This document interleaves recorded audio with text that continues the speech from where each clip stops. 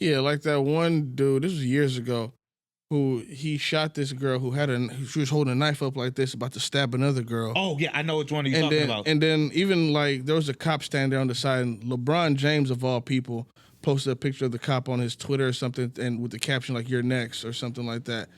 Come to find out, the chick she had a knife. About to stab the other little girl, yeah. And the knife is in the body cam clearly, and it's not like she just had it in her hand. It was cocked and ready to go, and then the cop. And then the thing is, you respond with lethal force. And everybody was like, well, he should have used a taser. That's why I kept telling people, you grossly overestimate how tasers work. Yeah. 9 times out of 10, if he would have tried to shoot her with that taser, she would have still stabbed that other girl a couple times. Yeah. Before, and that's if both prongs hit her. One prong could have hit her, and another could have hit another girl. Right, which would have hurt, but it wouldn't have incapacitated her. And then they were like, oh, well, she's the one that called the police. Okay, so she called the police, then why is she running out the house with the knife? Yeah. The police are here. She sees the police are here, and she's still trying to stab this other girl. Yeah, people don't. What do you expect this cop to do? Let this other girl get stabbed? And then they don't understand that if the police tases her, but she gets one good stab in on a girl and it's in her neck. Now they got a death of another girl there. Like, what do you expect them to do? And then they were like, oh, and then they're looking at it from the body cam's angle, and they're slowing it down, like, oh, he could have did this and that. These are with less than a second decisions that need to be made. Like these are I like to do we used to do this thing in the military where we would bring like civilians into our training environments, and we would run them through scenarios, and I would show them how fast they, not like protecting somebody else, I showed them how fast they can get killed. Yeah. And I feel like more people should go through that. We use these things called sim rounds. They're kind of like paintball rounds, but they hurt a little bit more. And I show them that like these daily routines that law enforcement go through can get you killed fast. We did one where we simulated a traffic stop, and they pulled me over. I'm complying at first, handing my license, everything. They come back up to the door, and I just bang, just like that. You're dead. It's that fast. And then we did one. We role played a domestic violence situation. Me and a woman arguing. Fuck you, bitch. I hate you. This and the third. Woo. The cop is trying to separate us, all that stuff. She turns her back to me. Bam, dead. I was just like, a lot of people don't understand how fast somebody can kill you, and how fast these decisions have to be made. That's like, look, being on high alert like that all the time will take a toll on you. And dealing with these people, man, you know what? I got another story. I was talking to some of my buddies that I train mixed martial arts with, and I told him, and I was telling him this story of a guy who came in, who was there for murder, and he said something to me that ticked me off. And they were like, well, why would that tick you off?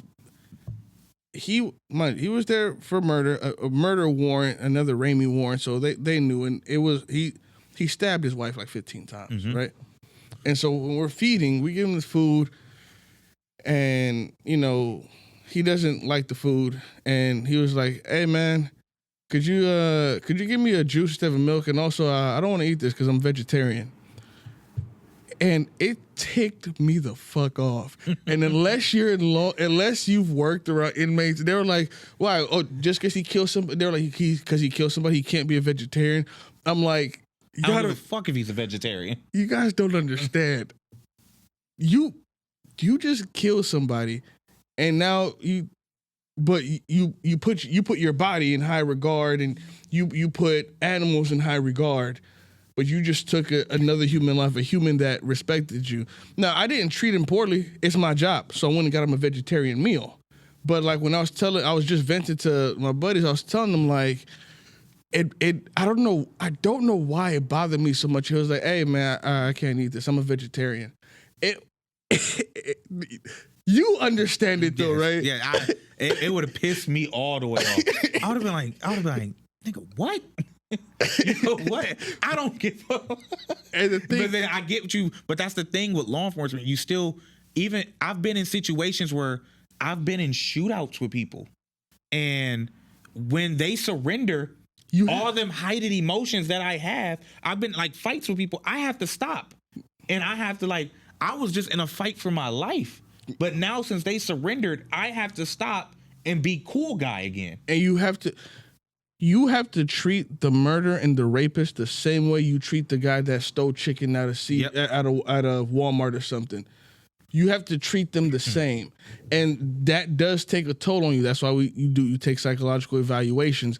And I'm not going to treat anybody differently, but that doesn't mean that it can't bother me more. Certain crimes bother me more than others. Yeah, crimes against children, and for me, it's going to be bad to say this. Certain murder charges, I just be like, all right, bro, you killed somebody. Go on about your day. Get out my face.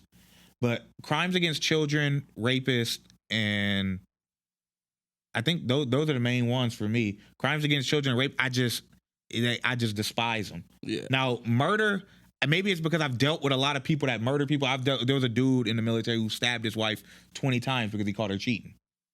He literally picked her up. He picked her up from work. They sitting in the car. He's like, in the interview he was talking about, they had how you doing, babe? This and the third. Okay. They pulled up to a red light, and then he pulls out a knife this big, and he's just, while she's sitting in the passenger seat, he locked the doors, put on child lock. She couldn't open it, and he's just stabbing her the whole time. Baby in the back seat. And then he just pulls over to the side of the road, calls the police. They arrest him without incident. Wife's bleeding out in the car.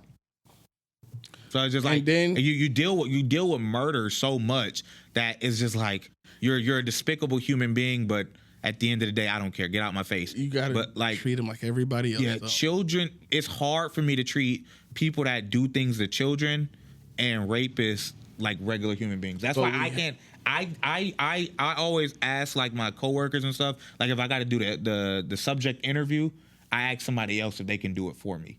Because don't get me wrong, I have done interviews like that before. The only thing that pisses me off is, to be a good detective, to be good in these situations, to get that confession, you have to get them comfortable. You can't just go straight into bad cop. Yeah. You got to before every interrogation, there's an interview. The interview is building rapport, getting them comfortable with you. And it's hard for me to build rapport with somebody that's raping and molesting children. But we have to. But that's why I tell people, like, in law enforcement, you have to be a certain type of crazy to do this kind of job. Yeah. Because you have to find something that can make you want to talk to this human being.